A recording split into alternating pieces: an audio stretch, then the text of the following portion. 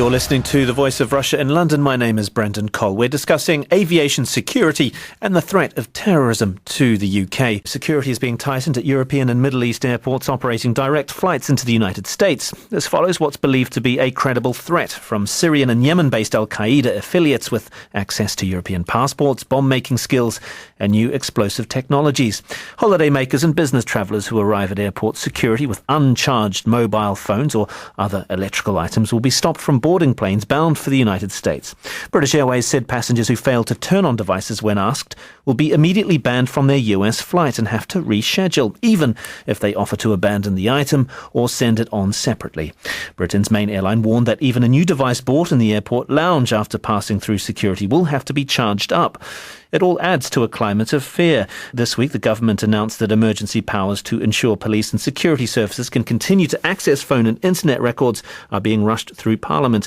Are these measures draconian or necessary? With the advance of ISIS in Iraq and the threat of homegrown terrorism in Britain, what is the nature of the threat facing the UK? Well, to discuss this and the issues surrounding it, I'm pleased to be joined in the studio by Milo Yiannopoulos. He's a technology columnist. Also here is John Gearson, Professor of National Security Studies at King's College London, and Philip Baum. He's a leading aviation expert and editor of Aviation Security International. Warm welcome to you all. Philip, do you think these latest measures, will this make us any safer? No, I don't think it will. In fact, I think it actually could hinder our aviation security processes, because we will have screeners that are simply focusing on these items and not looking at the bigger picture. We saw this after the liquid aerosol and gel plot of 2006, where you ended up with screeners perceiving a bottle of wine or a bottle of perfume to be an improvised explosive device. And these items, which were often confiscated from passengers, ended up in a big bin in the middle of an airport terminal. I am very worried about the way we're going, and I think that what we're actually doing is allowing the terrorists out there, whose ultimate intent is to disrupt our way of life, they are winning at the moment because they are disrupting our lives. So what is the rationale behind ensuring that phones and iPads and stuff are fully charged? Well, the problem is that we are looking at devices that might not be identifiable using existing technologies. And that's one of the fundamental problems with the aviation security process. We rely too much on technology. What we should be doing is relying on technology, but as a backup, as a support tool, to actually rely primarily on the human brain, on intelligence, and then use technology intelligently. The type of threat items that are out there, and there are a number of different specific devices that might be being constructed at this moment, and I'm not going to go into the detail of that for obvious reasons, but they are ones that could be binary devices where you might have a mini bomb inside a small appliance that could actually be used as the trigger for the main charge that might be, for example, in the lining of a bag elsewhere. And since the thwarted gel plot of 2006, we all have to put our liquids in a plastic bag. It has to be less than 100 mils. Just from your perspective, do you think that makes us safer? No, I don't. In fact, I think it's quite ludicrous that we could have whole groups of passengers, all with actually up to a litre with individual items of 100 mils in our bags, and then we could all meet up airside after the security controls and combine things together airside. To me, it is devoid of common sense. What we're trying to do is come up with systems that rely on technology rather than rely on common sense. If you go to customs authorities or immigration authorities around the world, they find people doing things wrong every single day at airports after people have got off aircraft. They don't screen everybody exactly the same way.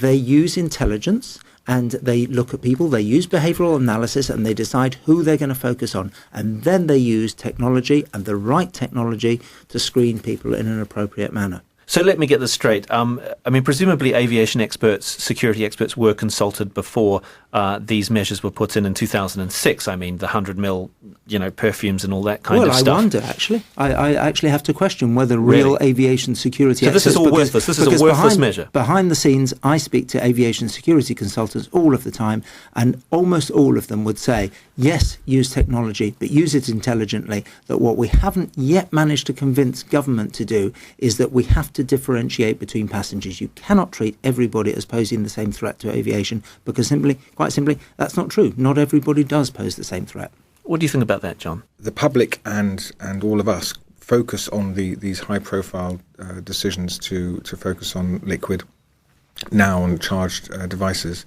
I completely agree that technology without intelligence doesn't offer the security that we want. And I do think that human is probably the most significant barrier.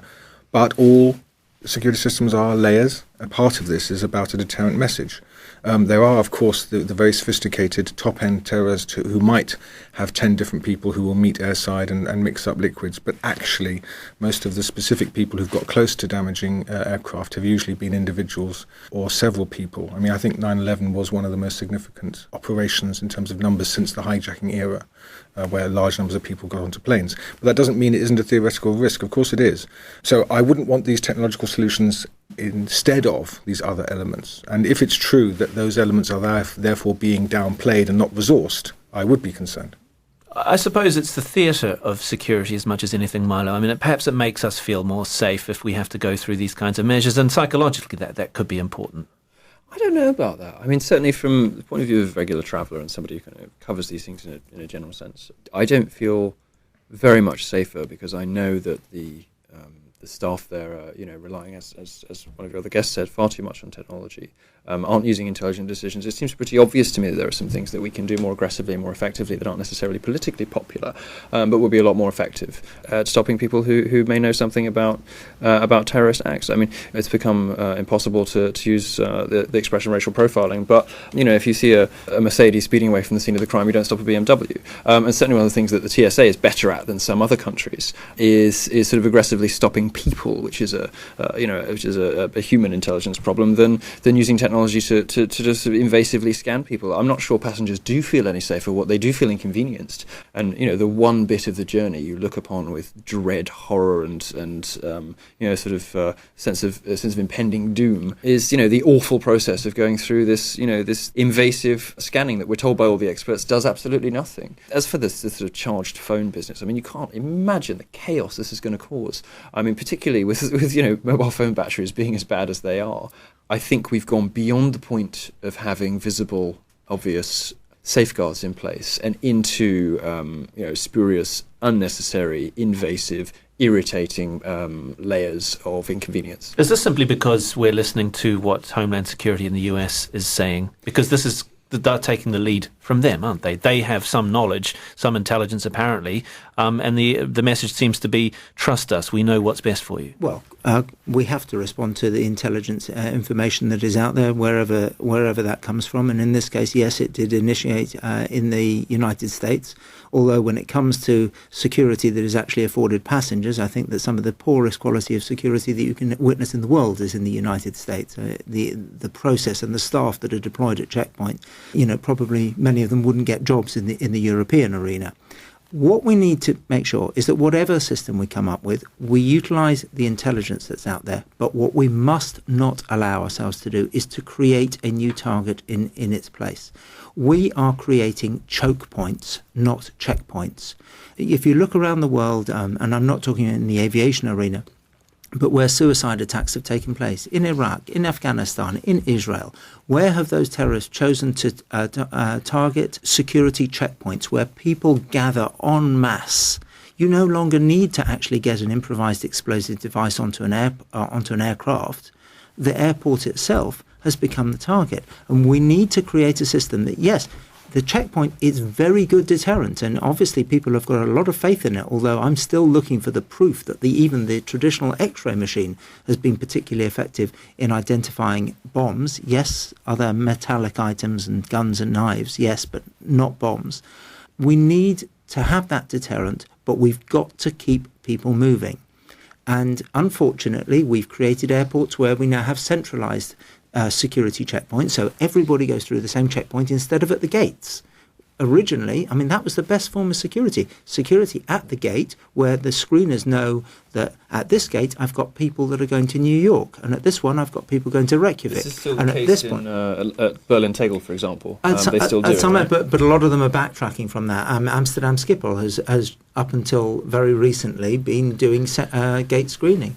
And we're moving away from gate screening purely for economic purposes, not for security purposes. I passionately believe in profiling, not racial profiling. I believe in behavioural analysis and looking at people and assessing people. And you can far better do that at a gate when you know that all the people here at this gate are heading to Moscow today. There is a certain baseline expectation of behaviour. But you're talking about a whole new level of training. I mean, you don't need to be a psychologist to do it. You can train people to do it, and we've been training people to do it for the last 20 years. And it's exactly what every other security agency does. It's exactly what immigration does. It's exactly what customs does. It's what quarantine officers do. From what Philip's saying, John, we're focusing on the wrong kinds of things. I mean, even airports and airport security isn't the major terror threat for us. Yes, but on the other hand, a counter-terrorism campaign is not merely about preventing attacks on aircraft, which of course is an obsession with international terrorists, which is quite interesting, actually, if you think about the other targets they could pick. But they are obsessed with international air travel, as are security services.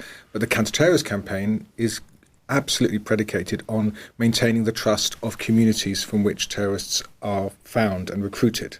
And so, unfortunately, the biggest problem is that the profiling that maybe makes no sense politically or in terms of a de-radicalization approach, because the dangers of identifying particular communities, particular types of people traveling to particular places is a toxic policy tool. And so, whilst I can't deny that elements of profiling might work, and it's interesting that the public don't seem to mind profiling when it's paedophiles or mass murderers, but most police forces will tell you that profiling approaches are not acceptable where you're dealing with communities.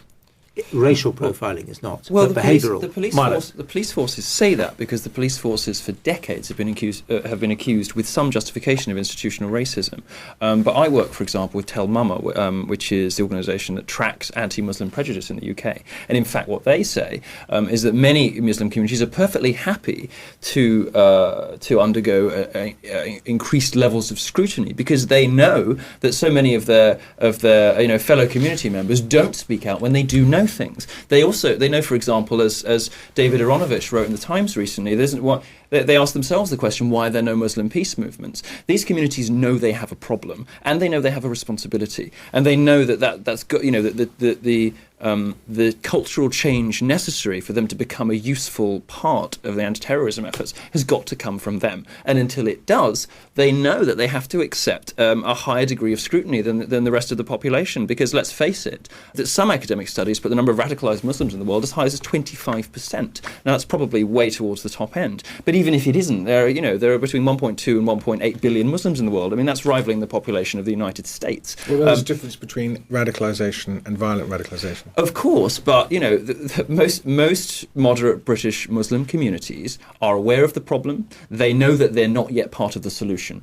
They accept that they have a responsibility, but that they have done nothing, and they are relatively tolerant. Actually, it tends, in my experience, from working with this organisation, having some experience of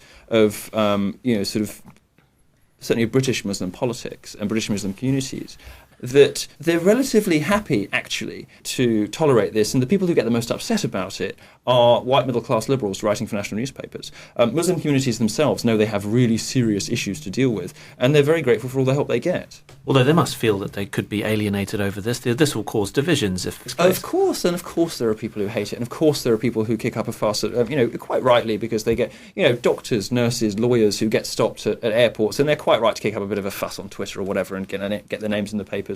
But frankly, when you have Birmingham kids going off to fight for ISIS, their schoolmates, the parents, the community leaders, even the imams in some of the less extreme mosques in this country are very vocal about the fact that we need to crack down on this, not go easy on them, and that political correctness helps nobody. Just like to cut in here, because I think we always end up on this debate about racial profiling, and as I've made clear, I am 100% against racial profiling. I'm very much pro behavioural profiling. In part because we have to think about what is aviation security all about. It is not just counter-terrorism. It is about preventing any unlawful attack against civil aviation. Now, it might not be as sexy or as dramatic as an Al-Qaeda style attack, but the airlines themselves, their number one concern is actually the unruly passenger. What we're really doing with a lot of our security processes is putting more and more passengers under more and more stress and potentially making that problem worse in the process. Yeah, you're going to see tempers by giving them lots of free alcohol on the aircraft. Absolutely. So that's something that the airlines could do something about. When we're training people to sort of say, you're trying to identify the threat to aviation, we don't want to start to talk about Al-Qaeda and just, the terrorist threat. We want to start to get people to think about all the other forms of criminal activity people use aviation for. Human trafficking, trying to identify victims of human trafficking, the traffickers themselves, people in the process of carrying out other criminal activity, and your unruly passenger. Those are the daily challenges for airlines around the world, and we think that the security process and the security checkpoint has a role to play in identifying those people. But isn't there the danger with behavioural profiling that quite a lot of mistakes will be made and that people will be targeted unfairly and they may be questioned, miss their flight and all that kind of stuff, and we could see people being targeted that are being targeted unfairly? Well, of course there are going to be individual cases out there, and you need all of the quality controls and the checks and to make sure that doesn't happen excessively. There will be problems, but you've got to say, what's the alternative? Are we really just going to ask everybody to go through exactly the same process, for everybody to go through an archway metal detector that simply does what it says on the packet? It detects metal, doesn't detect bombs, doesn't detect explosives. Are we going to just deploy body scanners for the few people that we're using inspecting people with body scanners for, using the wrong body scanning technology, because the one we've deployed is the one that can just see underneath the clothing, can't see through the body, whereas customs officers out there who know that people traffic drugs, carrying drugs internally, use transmission X-ray, through body X-ray. We're paying lip service to... I just get very frustrated because to me it's all about political correctness now, and it's not about effective security controls. I see something, there's a parallel between the debate we've had in the last 2 days in Britain about emergency legislation for retention of data and this, because essentially our security services are predisposed to the idea of imposing security on everyone and then targeting once they've got it. In effect, but there is an assumption that all citizenry should be part of the pot, and then maybe the more focus follows later, which is a strange approach, and does seem to be one that is not particularly efficient in the use of resources. I mean, so the big data revolution is actually making that enormously efficient, and there's a reason why the NSA can collect billions of emails a day, because it is in fact very efficient, and it's actually what they've discovered is that it's quite a useful way around of doing things. If you've got everything, you can run queries on huge bodies of data, and as the complexity and sophistication of these databases and processing power increases exponentially, sort of year on year, they perhaps would say to you that this is in fact the best way to do things. You're collecting large bodies of anonymized data and then running queries against it. But it's not anonymized later. And I think, as you see with the European debate, lots of countries just don't accept it. And I'm more worried about the fact that we might have major allies just dropping out of the system, like the Germans, whilst albeit the most capable agency in America, supported by their British satellites, probably have the greatest amount of data. That doesn't necessarily make for a very good international system. Don't get me wrong. I'm not saying that you can't efficiently use the data, but I'm saying as a tool for effective international policy, it's inefficient because there's no consensus. You're listening to The Voice of Russia in London with me, Brendan Cole. We're discussing aviation security and the threat of terrorism in the UK with Philip Baum, John Gearson and Milo Yiannopoulos. On this data, the emergency laws brought in for the Data Retention and Investigations Powers Bill, that lovely acronym of DRIP. David Cameron made the point that the consequences of not acting are grave, although he was quite vague as to what the nature of the threat would be. I mean, do you think that that's a bit too general? Because the criticism is that this is a secret deal between party leaders. It's not going to be debated. I think there is something odd about the timing of this. Whether in fact, it was alleged that the alert last week is fed into this. Isn't there a synchronicity between the fact that high-profile changes in security always seem to be followed by proposals for new legislation in many countries. And whilst I wouldn't necessarily see there's a symbiotic relationship, it is interesting. But I think that's more to do with don't waste a good crisis. It doesn't seem to be very well handled. The whole terminology of emergency legislation is very poor. I do think, bizarrely, because of the concessions that the Conservatives have had to make to get Liberal Democrat support within the coalition, there are a number of new oversight mechanisms which may or may not be effective, but the fact is they're going to be debated in the coming year, although after the election. So ironically, we might end up with greater public acceptance of some of these measures than we have been since the Snowden revelations. So bizarrely, this act may, but by default, lead to a better system in the UK. It's useful and important to inform the public of what's going on, and if we do have a more public debate about this stuff, then great. I have to say, I don't have the horrified response a lot of people do to the emergency legislation. I don't have the horrified response a lot of people do about limitation on civil freedoms, whether there are terrorist considerations. I find it quite difficult to get angry about it because we've had people blown up and killed in our own cities, and I think that a lot of this debate is driven by ideology, which is ultimately unhelpful. Debate is a good thing, but what we have learned from the NSA revelations, I think, is that the public has really absolutely no idea of what the security services need, what constitutes acceptable oversight. The public are not best placed to make these decisions. So it's nice that, we'll have that opportunity to debate it, but, there's possibly only one group of people I can think of who are even less qualified than the public to make these decisions, and that's MPs. But the public also has no idea as to the nature of this aviation threat, just getting back to that. And we're told that Ibrahim Hassan al-Asiri, the master bomb maker from Al-Qaeda in the Arabian Peninsula, has developed a new type of explosive, but we don't really know what that explosive is. I guess the implication is that it's something within your body, perhaps, that escapes detection. Well, it sounds all very sinister and mysterious. There are, of course, a number of options that are out there, and Al-Qaeda in the Arabian Peninsula have been looking to try and develop the next type of device that can circumvent existing technologies ever since 9/11. I mean, we had the shoe bomb, we had the liquid aerosol or the liquid plot, we had the underpants bomb, we had the computer printer toner cartridge bomb, and now we've got another type of device. What we need to do is to create a system that doesn't only address the threat that we're facing today, that doesn't just address the threat that we faced 10 years ago or even 20 or 30 years ago, but that addresses the types of threats that will exist in the future. We know there are groups out there that, for example, are doing work on the use of chemical and biological weapons. We hope that they're not going to target aviation with such a device, but they could do. And what type of security system is going to prevent that happening? It's not one that is based on the current process. If we are talking about body bombs, I mean, as we've said, terrorists learn from their colleagues in the world of crime, particularly narco trafficking. Drug traffickers every single day have people getting on board aeroplanes with their bodies stuffed with condoms filled with cocaine. Why shouldn't a terrorist do exactly the same thing? There is research that has been done that is showing that human bomb is a reality. People have been undergoing surgery, cosmetic surgery, to have breast implants with drugs. What about if there was a terrorist plot that involved that type of device?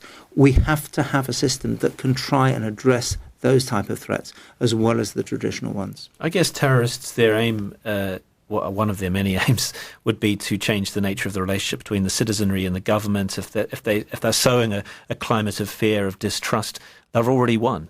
Well, it depends what their ultimate goals are, and I think, unfortunately, I'm going to give the academic point now, which is that the term terrorism means so many things to different people. It becomes not very helpful as a policy tool. If it's true that people don't care about data being kept about them, if it's true that security at airports is irritating but actually doesn't change our basic way of life, policymakers in Britain anyway would say we've achieved our goal, because their approach is normality. It's not victory. It's not to prevail over the terrorists, but it is a containment strategy, which says that basic normal life has to be able to continue. And if you can do that, then that is a successful counter-terrorist strategy. Now, not all countries look at it that way. Israel might be seen to have a different approach to some extent, but it's the normality. Occasional attacks on civil aviation would be very dramatic, but would normal life continue? The liquid bomb plot is allegedly have been, or if it has succeeded, we are told by some security people, would have closed down the civil aviation industry. I'm not convinced, but it might have done. Well, I certainly think if you look at the Israeli experience with aviation security, where they have taken a different approach, they do face a different threat to the rest of the world, but they have created a system that is based on intelligence, that is based on common sense, that most people will accept because of the threat environment. But as you've just pointed out, they take the view that they cannot afford for a bomb to go off on board an aircraft. As they would say, you can afford a Lockerbie once every decade. You can possibly even afford a suicide bomber blowing up an aircraft on a transatlantic route once a decade. Terrible, big news for a year or two, but then normal life resumes. In Israel, they can't afford that, because if they have one terrorist incident, I mean, look, we've had 3 Israeli teenagers killed, and look what the roll-on effect of that has been over the last few days.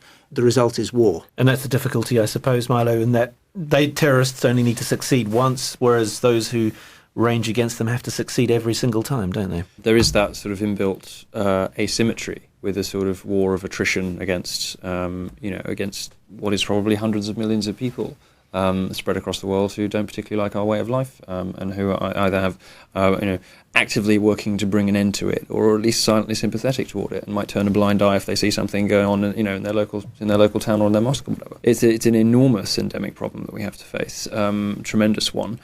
My concern is that, as you rightly said, if once we start effectively creating these bottlenecks, once we start sort of choking, one of the sort of economic lifebloods of our sort of way of life, our aviation system, which enables our executives and experts and business people to get around and to do the business of capitalism that these terrorists hate so much.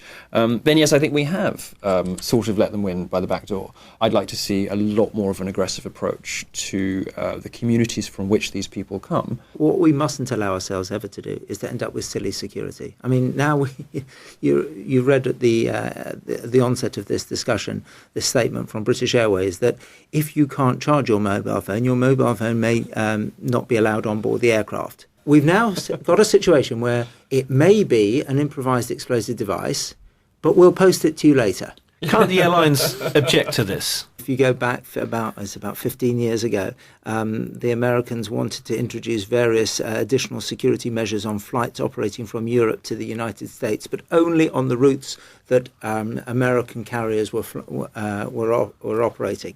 And there was this so-called Hatch Amendment. And it was all about trying to give American carriers the advantage on certain routes. Money talks.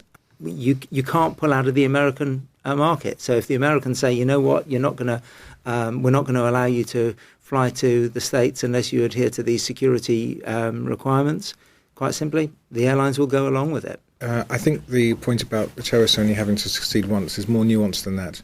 Let's remember that actually, certainly the British, the Americans, and a few other countries have got very sophisticated and so far very successful counter-terrorism structures.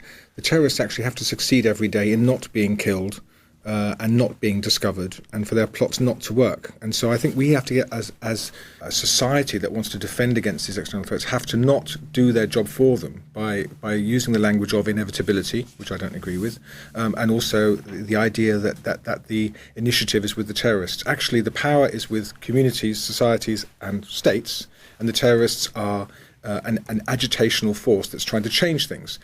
They do have the advantage of not being easily identifiable, yes, but the risks to them are very great. And so I've been dismayed to hear politicians recently repeating this IRA, because it was an IRA statement in 1992 after the bombing of St. Mary Axe, saying that you have to be lucky every day. We've been lucky once. That's not true. And ultimately, most of the people who said that and plotted those things have now embraced a peace process, right? And so terrorists want people to believe that they only have to be lucky once, but it's not true. What they have to do is they have to be lucky on Monday and Wednesday and Friday and the following Monday. It is the returning terrorist that leads to changes in policy, not the one-off spectacular. That's the lesson of the last 20 years, I'd argue. Well, that's a nice place to leave it. We'll run out of time, sadly. That's John Gearson, Professor of National Security Studies at King's College London. Also here, Philip Baum, a leading aviation expert and editor of Aviation Security International, and Milo Yiannopoulos, a technology columnist. Thanks for joining me, Brendan Cole, on The Voice of Russia in London.